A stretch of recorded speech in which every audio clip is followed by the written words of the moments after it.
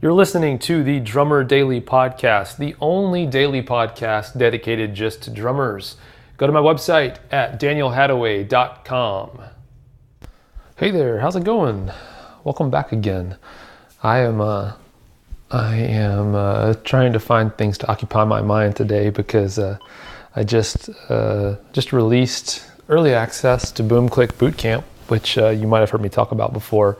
It's the online bootcamp that I created for helping drummers get better at playing with a click track. I'm sorry, you heard my dog walking around just now. But the crazy thing about releasing something like this, by the way, if you're interested in that, go to boomclick.net. If you're hearing this before October 20th, that's when we'll shut down registration for this early access program. But anyway, the crazy thing about putting something out like this is once it's out there and you've kind of done all the work and you've told people about it, and you've got all the pieces in place to kind of promote it, you have to just kind of sit around and wait and hope that all the things you've integrated and put in place work. And so it can be really hard. It's kind of like waiting for a package to arrive in the mail, the day that you know it's going to come. It's like, you can't stop thinking about it, can't stop checking on it. And so that's where I'm at right now. But today I want to talk to you about something that I've gotten probably the most questions about from people writing in on my website, and that is about tuning drums. And I've done a few things about choosing heads. I've done a kind of a quick recap of tuning my snare, but I want to talk a little bit about how I tune toms, because I honestly think, and you might not agree with me, but I honestly think that tuning toms is actually the hardest thing to tune, hardest drum to tune on the drum set. And I want to kind of hopefully shed light on what I do, and hopefully that'll help you out. So a couple of things first. Number one, you might have heard me talk before about making sure that you get a chance to hear your drums as your audience is going to hear it. Whether that means listening to the drums mic'd up, or if you're not going to be mic'd up, or even if you are, sitting out like where the audience will be hearing your drums and having someone else play them. Having some way of actually, or like if you're going to record them, for example, I never trust what I hear even while I'm playing them and I have like my in-ear monitors in.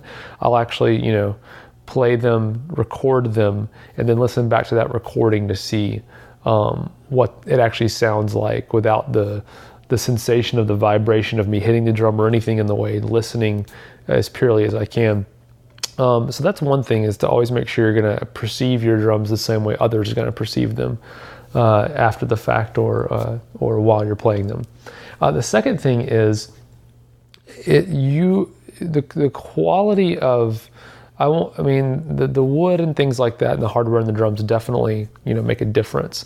But the quality of the craftsmanship of the drums that you're playing are gonna play big into it. So, for example, I had an old cheap kit for a while, and it was a used kit, and one of the bearing edges on the floor tom was not in the best shape. It was kind of dented in a little bit. The way you can tell that is if you can set your drum on a flat surface, like a marble countertop, for example, or something is really level, set that drum on its edge, so take the head off and everything, put the drum down on that flat surface, and then shine a flashlight inside the drum, down inside the shell of the drum, and then look from the outside, see if you can see light coming out in an uneven way around any part of the drum.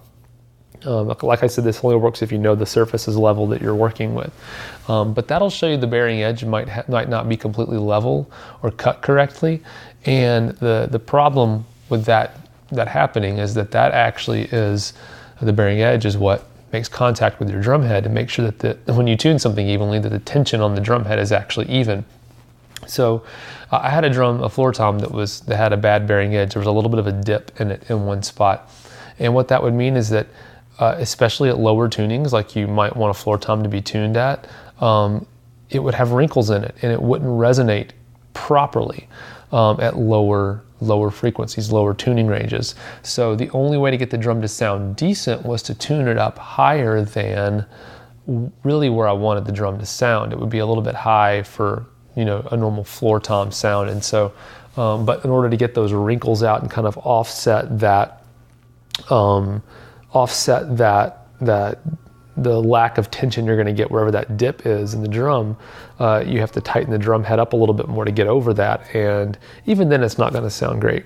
So those are a couple of baseline things. So as far as tuning, this is something that I've just started kind of as a baseline working with. Now, to be clear, I play A&F drums, and they're meant to kind of have a vintage sound.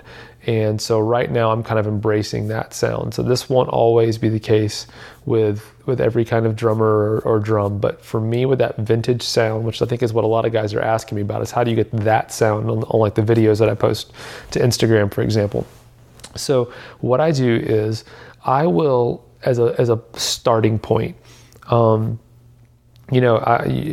a lot more that goes into tuning a drum, like making sure, you only listen to one head at a time, putting it on maybe carpet so that you can muffle the other head when you're tuning, like whatever head's on top, the other head is muffled so you're only hearing that one head, for example. But what I'll do is I will tune that top head, the batter side, the side that you're hitting, I'll tune that up to just to the point, as low as I can get it, and still have it make a sound, a tone.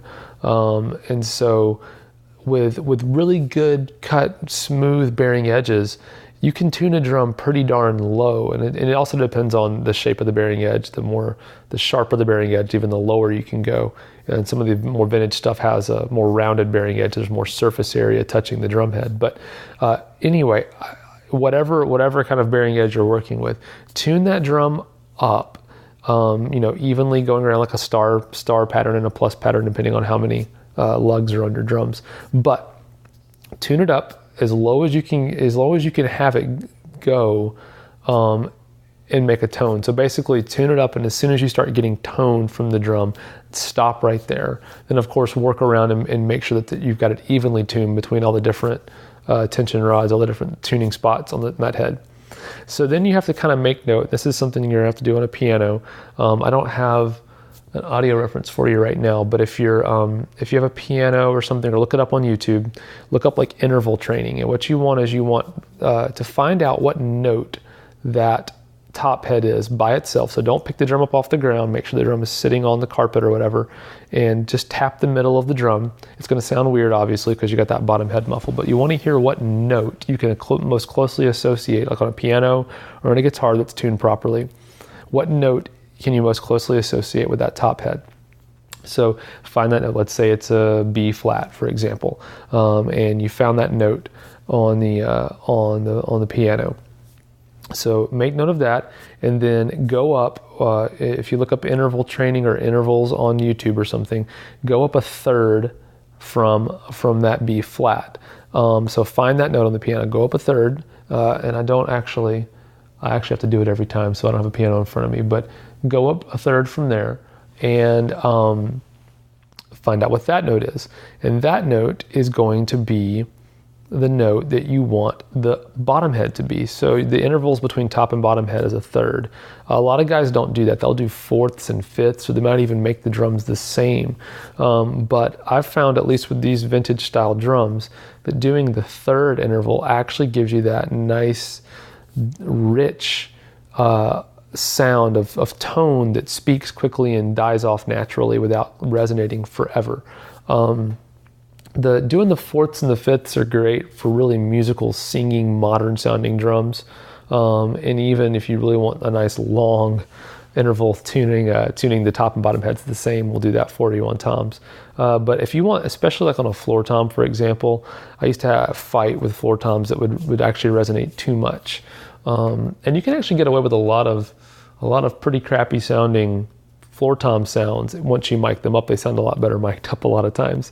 But anyway, do a third interval. So, and then once you tune that bottom head, of course, make sure it's even, and then just compare. So flip the drum over, play it on the carpet so you hear just whatever head you've got facing up, and then flip it over and do the same thing. Reference your piano to kind of make sure that those two sounds are accurate. And that'll give you a really great starting point for tuning your toms. I know this isn't super in depth, but I want these podcasts to be short and useful. Once you kind of have this idea, you can do a little bit of research on your own by going on YouTube and looking for, like I said, intervals, interval ear training, things like that. There are even apps that will help you do training by ear. But you could even Google. Once you find the note that you've got the top head, the batter head at, you could probably Google, like if you figure out it's a F, for example, you could probably just Google, if you don't know, what is a 1/3 interval above F, and it will tell you what that is. So hopefully this helps you out. I'm going to try to do my best to answer as many questions that I get like this as possible. I know many of you have questions about how I tune my snare drum still. I know I did an episode in the past where I kind of covered that, but some of you are saying that wasn't, you want more information, more in-depth info on that. So I'm going to try to put something together that'll help you out with that. But in the meantime, I'm going to keep answering these questions I get that are really popular with you. So I hope you're doing well. Like I said, if you get this before October 20th, go to boomclick.net and check that out as well. And what's cool is if you go to boomclick.net, you can sign up and you'll get a free 4-video series that explains to you exactly how I went about getting really good, really rock solid with a click track in just 14 days. It's something that I discovered years and years ago, and then kind of gave myself created a program for myself to follow. And so if you think that you have room for improvement, or even if you don't think you have room for improvement at playing to a click, I really want you to see these videos because there's a lot of really good info in there. Even if you don't decide to go through with BoomClick Bootcamp, get the free videos because there's actually some really good, solid info in those videos. So until then, I hope you're doing well, and I'll talk to you again soon. Bye.